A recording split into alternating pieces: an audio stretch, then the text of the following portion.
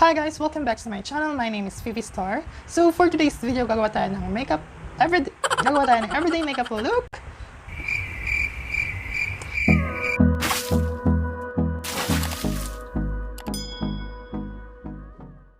Hello guys! Welcome back to my channel. My name is Fifi Star. So for today's video, gagawa tayo ng everyday makeup look. So guys, ang ginamit pala sa aking eyebrows, itong GlamSkin Maliiii Precise Eyebrow Pomade. So ito is 100 plus lang guys, and then meron na siyang available sa Shopee and then sa pinaka-website nila ng dark shade. Hindi pa ako nakapag-avail, so try ko mag-avail. Naubos na nito kasi sayang naman eh. Malapit na siyang maubos kasi lagi ko siyang ginagamit. So dark brown. Ayan, may dark shade na sila. So 4 shades na. And then kung gusto niyo makita yung review ko nito, lalagay ko na lang sa description box below yung ating link. So unahin natin yung ating eyeshadow. At ang gagamit natin primer is yung from Sassy Lady na A20 Highlight. Ito yung full cover concealer niya. Wala lang brush. Concealer brush like this. Mas includes.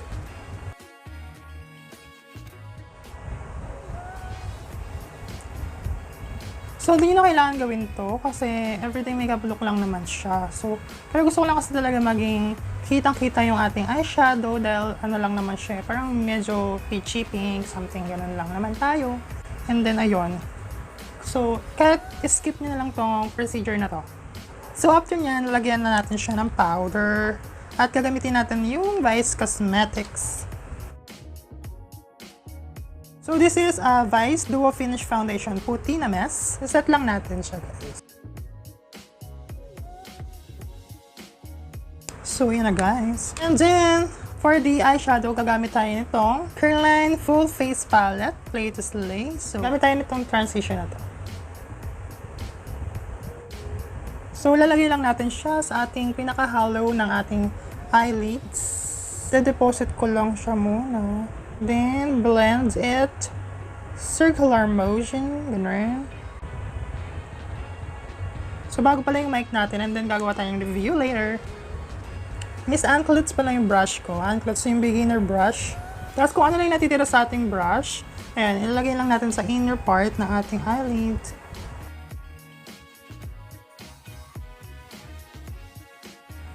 Nasibalasi. Tingnan natin tong pink dito. Ayan. So, gamit ako ng ibang brush. Lagay ko siya dito.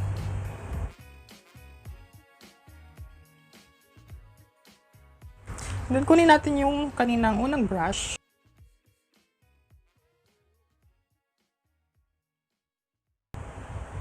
So, mimix lang natin siya para walang harsh line. Something, gano'n. Diba? After that, kunin natin itong parang orange ito. Patong natin dun sa pinaka-transition natin para ma-lighten siya. And then, kukuha tayo ng brush na EO3 tapered blender brush. So, didip ko lang siya ng onting-onti. And then, tap.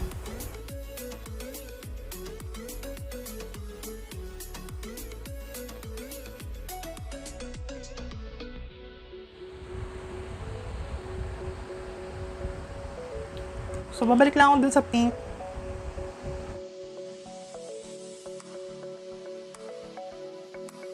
Tapos, i-blend ko lang siya.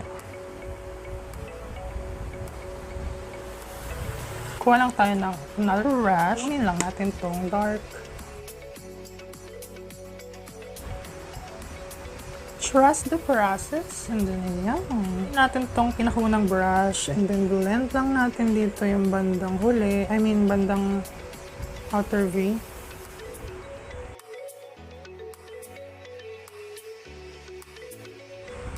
Tapos yung EO3 kanina, kunin lang natin, then dulo. Parang lalagyan natin siya ng paganoon, V, pero hindi naman siya totally V. Kunin natin itong pinaka-lightest na ano ba yung shimmer something. Kamay natin. Mas maganda pag kinamay.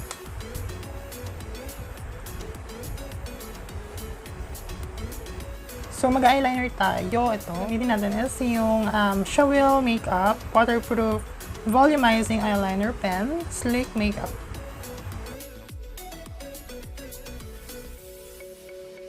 Ayan, ganyan lang siya guys. So, parang meron lang siyang pa ganon. And then, i-curl natin siya gamit tong BTLA Curl Eyelash Curler. Ayan, lagi kong ginagamit itong Take Lash Mascara shade brown ni Sansan Cosmetics.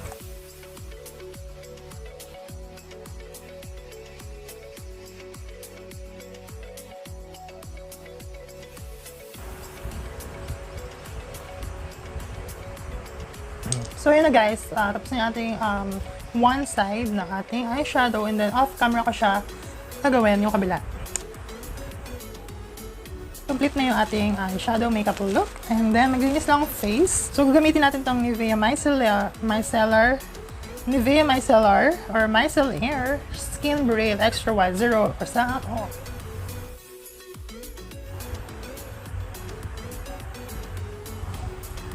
So for the primer, marami tayo ng Quick Effects No Shine Mattifier.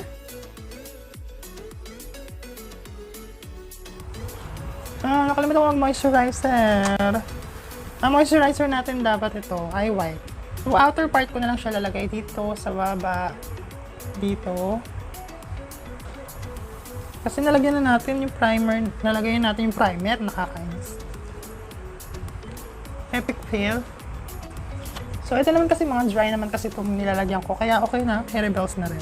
Gagamitin natin yung Crayons BB Cream Fair Lady. So, actually wala na siyang laman. Gugupitin ko na lang siya. So, di ba ang dami pa niyang laman? Dito, yan o, ginupit ko siya guys. Kunin lang natin siya ng brush. Ito ang problema sa squeezy tube. Dahil hindi mo masisimot lahat. Unlike dun sa air pump or airless pump, something ganon. Mas maganda yung ganon, no? So, kailangan mo simutin. Sisirain mo talaga yung lagayan.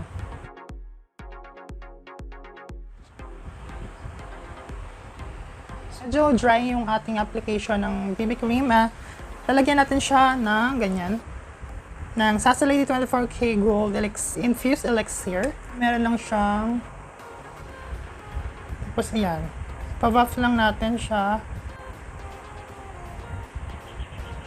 So medyo full coverage to guys talaga. Kahit 89 pesos lang yung BB cream ng crayon. So, napaka-full coverage. So, yan guys. Medyo maputi lang yung ating base dahil Fair Lady yung kinuha natin na BB cream. Pero, mag-oxidize yan later. So, hindi tayo magko-concealer dahil maputi naman na yan. Dahil kunin natin tong Nichido Final Powder in the shade Ivory Glow. So guys, ayan, parang hindi siya nag-oxidize sa akin. Hindi ko alam bakit. Pero ayan, babawiin na natin siya sa contour kung di man mag-oxidize siya. Dahil yung BTLA na liquid matte foundation, yung butterscotch, is as in medyo maputi siya sa akin. Ayun, pag after ilang minutes, nagda-darken na siya, nag-oxidize siya sa akin. So, ayun. So, I'm expecting na mag-oxidize din tong BB cream ni crayon sa aking face. So, dala na tayo sa contouring.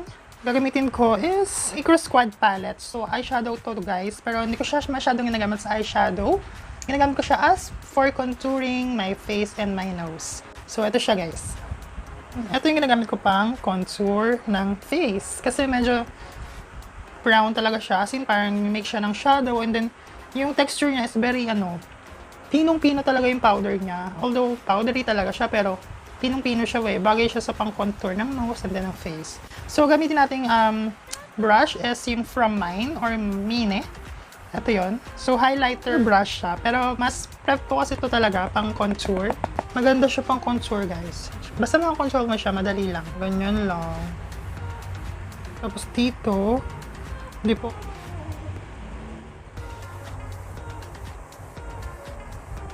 For the blush, gagamitin natin yung Play to Slay ni Caroline. So, meron tayo itong light pink and then pink. So, hindi ko na po nang gagamitin ko. Pero pinig ko ito na lang, yung light pink na lang.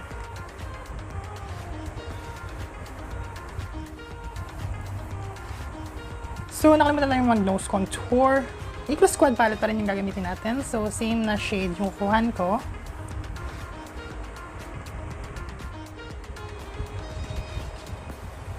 For the lower lash, kukunin natin itong brown na may pagka-orange.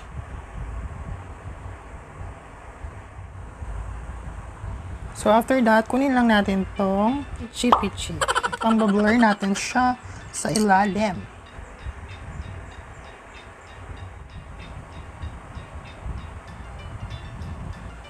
So for the lower lash mascara, gagamitin pa rin natin itong Thick Lush ni Sansan.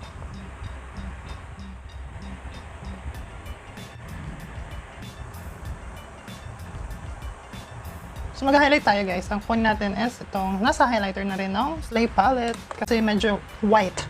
Turn on. Ito, yung brush natin na pencil, E09.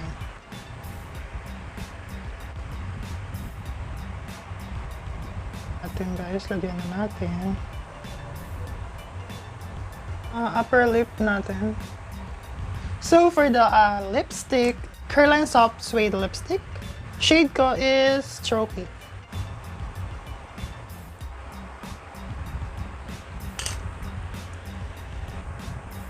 Ipapowderize lang natin siya or ibabrush lang natin para magsama-sama silang lahat. Sama-sama kayo lahat.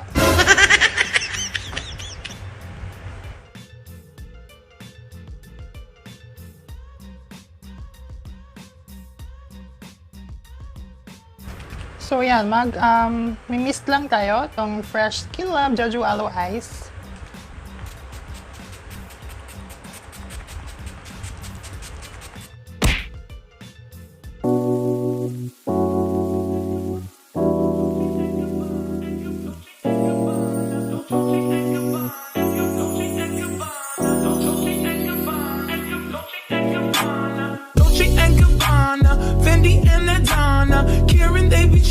All their money got me wearing fly. Girl, but I ain't asking. They say they love my ass in 7 jeans to religion. Ito na guys yung ating final makeup look. And thank you for watching. This is Pipi Star. So kung di pa rin napag-subscribe sa aking channel, please click the subscribe button and click the notification bell para lang updated sa aking uploads.